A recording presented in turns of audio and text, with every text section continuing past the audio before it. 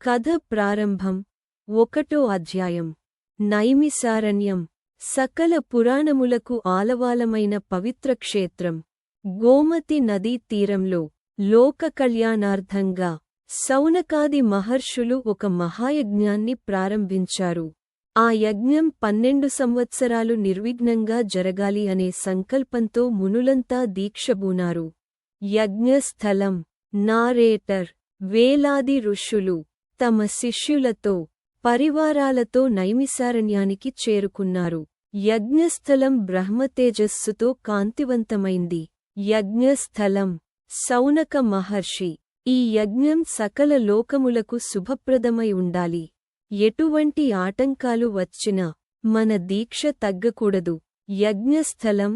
మునులు ఏకస్వరంగా తథాస్తు.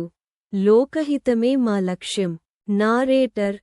ఆ సమయమున పురాణ పురుషుడైన సూత మహాముని తన శిష్యబృందంతో యజ్ఞస్థలానికి వచ్చాడు.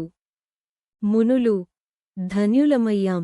సూతుల వారి దర్శనం కలిగింది. సౌనకుడు భక్తితో, మునిశ్రేష్ఠ, మీ ఆశీర్వాదంతో ఈ యజ్ఞం నిర్విఘ్నంగా సాగాలి.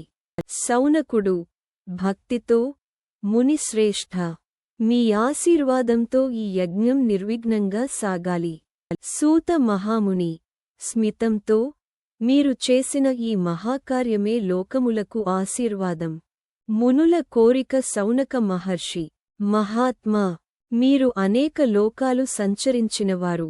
ఎన్నో పురాణ గాథలు మీకు తెలుసు. ఇప్పుడు మాకు వినదగిన ఉత్తమ కథను వినిపించండి. ఇతర మునులు ప్రత్యేకంగా మాఘమాస మహాత్మ్యాన్ని మాకు వివరించండి. మాఘమాసం త్వరలోనే ప్రారంభమవుతోంది. సూత మహాముని స్పందన. సూత మహాముని. మునిపుంగవులారా, మీరు అడిగింది అత్యంత శ్రేష్ఠమైన విషయానికి. మాఘమాసంలో పురాణ పఠనం చేయడం మహాపుణ్యఫలం ఇస్తుంది. వినుట్ వలన మీకు, చెప్పుట్ వలన నాకు, ఇద్దరికీ పరమార్థం కలుగుతుంది. సూత మహాముని పరిచయం. సూత మహాముని. నేను రోమహర్షణుని శిష్యుడిని. ఆయన వేదవ్యాస మహర్షికి ప్రియ శిష్యుడు. ఆ గురుపరంపర దయవల్లే నాకు ఈ జ్ఞానం లభించింది.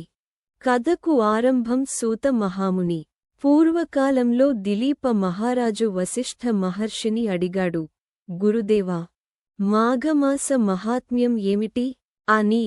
అప్పుడు వశిష్ఠుడు చెప్పిన దివ్యకథనే నేను మీకు వినిపించబోతున్నాను. నారేటర్. ఇలా సూత మహాముని వాక్యాలతో మాఘమాస మహాత్మ్య కథ నైమిసారణ్యంలో దివ్యంగా ప్రారంభమైంది. ముగింపు. వీడియో ఎండ్లైన్. నారేటర్. ఇది కేవలం కథ మాత్రమే కాదు. భక్తి, స్నానం, దానం, జపం, ఈ 4 మార్గాలతో మోక్షానికి దారి చూపించే మాఘమాస మహాత్మ్యం యొక్క ఆరంభ ఘట్టం ఇది.